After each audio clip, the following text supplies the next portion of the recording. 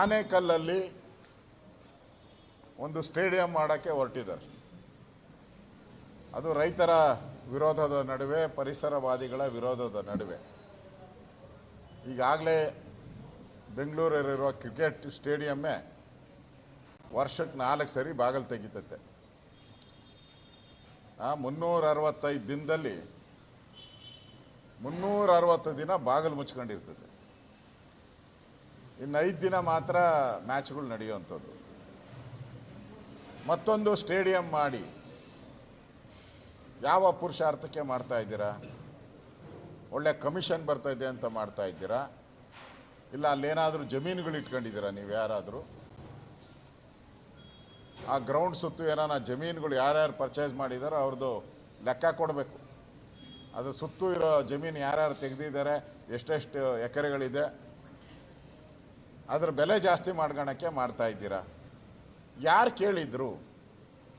ಆನೇಕಲ್ಲಿನ ಯಾರಾದರೂ ಬಂದು ಸ್ಪೋರ್ಟ್ಸ್ಮೆನ್ ಯಾರಾದರೂ ಬಂದು ಕ್ರಿಕೆಟ್ ಆಟಗಾರ ಬಂದು ಇಲ್ಲಿ ಆನೇಕಲ್ಲಲ್ಲಿ ಮಾಡಿ ಅಂತ ಏನಾನ ಕೇಳಿದ್ರಾ? ಕೇಳಿಲ್ಲ. ನೀವು ಏಕಾಏಕಿ ಮಾಡಿದ್ದೀರಾ ಅಂದರೆ ಇದು ದುಡ್ಡು ಹೊಡೆಯೋ ಸ್ಕೀಮು, ರೈತ ವಿರೋಧಿ ಸ್ಕೀಮು. ಇದು ನೀವು ದುಡ್ಡು ಮಾಡೋಕ್ಕೆ ಮಾಡಿರೋ ಸ್ಕೀಮ್ ಅಷ್ಟೇ. ಇದರಿಂದ ಕ್ರೀಡಾಪಟುಗಳಿಗೆ ಏನು ಉಪಯೋಗ ಆಗಲ್ಲ. ನಾವು ಕ್ರಿಕೆಟ್ ಸ್ಟೇಡಿಯಂ ಏನಿದೆ ಬೆಂಗಳೂರಲ್ಲಿ, ಅದನ್ನು ಸ್ಯಾಂಕ್ಷನ್ ಮಾಡಿದಾಗ ಅದಕ್ಕೆ ಅನುಮತಿ ಕೊಟ್ಟಿರೋದು ಇಲ್ಲಿ ಕ್ರಿಕೆಟ್ ಪ್ಲೇಯರ್ಸ್ಗೆ ಟ್ರೈನಿಂಗ್ ಕೊಡಬೇಕು, ಹೊಸ ಆಟಗಾರರಿಗೆ ಉತ್ತೇಜನ ಕೊಡಬೇಕು ಅಂತ ಮಾಡಿದ್ದು. ನನ್ನ ಮಾಹಿತಿ ಪ್ರಕಾರ ಅಲ್ಲಿ ಯಾವುದೇ ಕ್ರಿಕೆಟ್ ಕಲಿಯುವಂಥವ್ರಿಗೆ ಎಂಟ್ರಿನೇ ಇಲ್ಲ. ಅಲ್ಲಿ ಕ್ರಿಕೆಟ್ ಕಲಿಯೋರಿಗೆ ಎಂಟ್ರಿ ಇಲ್ಲ. ಓನ್ಲಿ IPL ದುಡ್ಡು ಬರೋದು, ಕೋಟಿ ದುಡ್ಡು ಬರೋವಂಥ ಸ್ಕೀಮ್ಗಳಿಗೆ ಮಾತ್ರ ಅವಕಾಶ ಇದೆ ಅಷ್ಟೆ. ಓಕೆ. ಬಿಡದಿ ಟೌನ್ಶಿಪ್ಪು ರೈತರ ಸಮಾಧಿ ಮೇಲೆ ಮಾಡ್ತಾ ಇರೋವಂಥದ್ದು. ನಾನು ರಾಜ್ಯದ ಜನತೆಗೂ ಕೈ ಮುಗಿದು ನಾನು ಕೇಳ್ತಾ ಇದ್ದೀನಿ. ನಾನು ನಿನ್ನೆ ಆನೇಕಲ್ಗೂ ಹೋಗಿದ್ದೆ.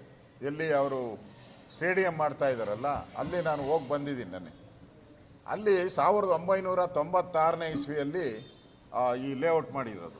ಯಾವುದು? ಆನೇಕಲ್ದು ಸೂರ್ಯ ಸಿಟಿ ಫೇಸ್ 1, ಫೇಸ್ 2, ಫೇಸ್ 3 ಮನೆ ತೋರಿಸ್ಬಿಟ್ರಿ. ಒಂದು 10 ಮನೆ ತೋರಿಸ್ಬಿಟ್ರಿ. ಮನೆನೇ ಕಟ್ಟಿಲ್ಲ ಯಾರು. 99% ಯಾರು ಮನೆನೇ ಕಟ್ಟಿಲ್ಲ. 96ನೇ ಇಸ್ವಿ ಎಷ್ಟು ವರ್ಷ ಆಯ್ತು? 20 ವರ್ಷ ಮೇಲಾಯಿತು. 20 ವರ್ಷ ಆದರೂ ಕೂಡ ಯಾರು ಮನೆನೇ ಕಟ್ಟಿಲ್ಲ. ಸೈಟ್ಗಳು ಖಾಲಿ ಎಲ್ಲ. 30 ವರ್ಷ ಆಗೈತೆ. ಎಲ್ಲ ಮಾರಾಟ ಅಂದರೆ ಸೈಟ್ಗಳನ್ನು ಲಾಭಕ್ಕೆ ಮಾರಾಟ ಮಾಡ್ಕೊಳಕ್ಕೆ ಅಲಾಟ್ ಮಾಡ್ಕೊಂಡಿದ್ದಾರೆ. ನಾವು BDA ಇರ್ಬೋದು, ಹೌಸಿಂಗ್ ಬೋರ್ಡ್ ಇರ್ಬೋದು, ಯಾರು ಕೊಡೋದು? ಯಾರು ಮನೆ ಕಟ್ಕೊಳಕ್ಕೆ ಜಾಗ ಇಲ್ಲ, ಮನೆ ಕಟ್ಟಲಿ ಅಂತ ಕೊಡೋದು ಅವ್ರಿಗೆ, ಸೇಲ್ ಮಾಡ್ಕೊಳೋರಿಗಲ್ಲ. ಈಗ ಎಂಟೈರ್ ಸೂರ್ಯ ಸಿಟಿ 95% 20-30 ವರ್ಷ ಆದರೂ ಯಾರು ಮನೆ ಕಟ್ಟಿಲ್ಲ. ಈಗ ನೀವು ಬಿಡದಿ ಮಾಡೋಕ್ಕೆ ಹೋಗಿದ್ದೀರಾ, ಯಾರು ಮನೆ ಕಟ್ತಾರಪ್ಪ ಬಿಡದಿಯಲ್ಲಿ ಹೇಳಿ? ಅದು ರಿಯಲ್ ಎಸ್ಟೇಟೇ. ಅಲ್ಲಿ ಯಾಕೆ ಬಿಡದಿ ಅನ್ನ ಸೆಲೆಕ್ಟ್ ಮಾಡಿದ್ದಾರೆ DK ಶಿವಕುಮಾರ್ ಅಂದರೆ, ಅಲ್ಲಿ ಚಿನ್ನದ ಗಣಿ ಇದೆ. 3000 ಎಕರೆ ಅಲ್ಲಿ ಗೌರ್ಮೆಂಟ್ ಲ್ಯಾಂಡ್ ಇದೆ. ಓಸಿಯಾಗಿ ಬಂದ್ಬಿಡ್ತೈತೆ, ಅದು ಫ್ರೀಯಾಗಿ ಬರ್ತೈತೆ.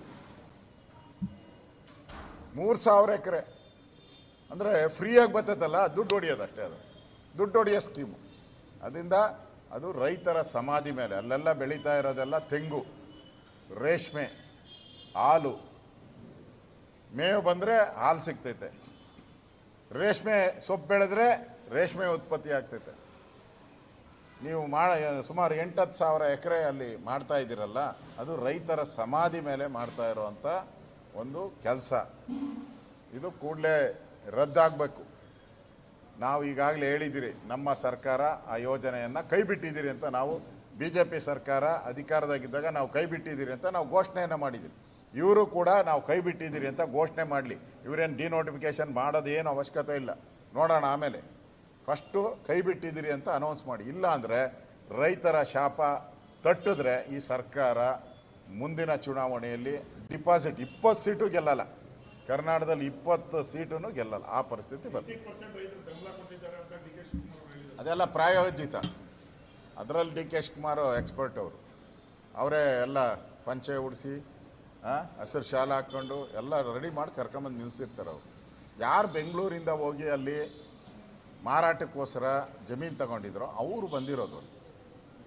ಒರಿಜಿನಲ್ ರೈತರಲ್ಲ, ಅಲ್ಲಿರೋ ರೈತರು ಅಲ್ಲೇ ಧರಣಿ ಕೂತಿದ್ದಾರೆ ಅಷ್ಟೇ.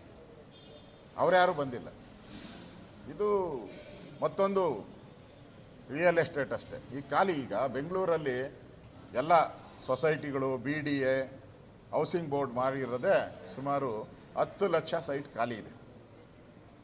7 ಲಕ್ಷ ಫ್ಲ್ಯಾಟ್ ಖಾಲಿ ಇದೆ ಬೆಂಗಳೂರಲ್ಲಿ.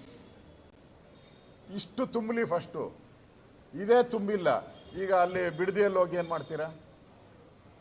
ಅಲ್ಲೊಂದು 30,000 20,000 ಸೈಟ್ ಮಾಡಿಬಿಟ್ಟು ಅದು ಹಂಗೆ ಖಾಲಿ ರಿಯಲ್ ಎಸ್ಟೇಟ್ ಅಷ್ಟೇ. ಅಂದರೆ ಇವಾಗ ಬೆಳೆ ಬೆಳೀತಾ ಇದ್ದಾರೆ, ಬೆಳೆ ಬೆಳಿಬಾರ್ದು ಅಷ್ಟೇ.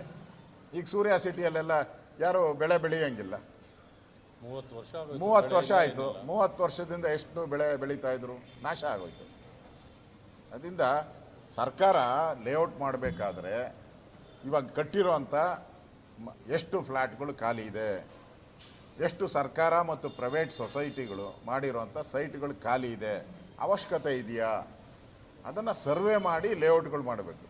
ಅದು ಬಿಟ್ಬಿಟ್ಟು ರಿಯಲ್ ಎಸ್ಟೇಟ್ ದುಡ್ಡು ಸಿಗುತ್ತೆ, ಟೆಂಡರ್ ಕರೆದು ಮಣ್ಣು ಎತ್ತಾಕೋಕ್ಕೆ, ಮೋರಿ ಮಾಡೋಕ್ಕೆ, ದುಡ್ಡು ಹೊಡಿಯೋಕ್ಕೆ ಮಾಡ್ತಾ ಇರೋವಂಥ ಒಂದು ಸ್ಕೀಮ್ ಅಷ್ಟೇ ಇದು.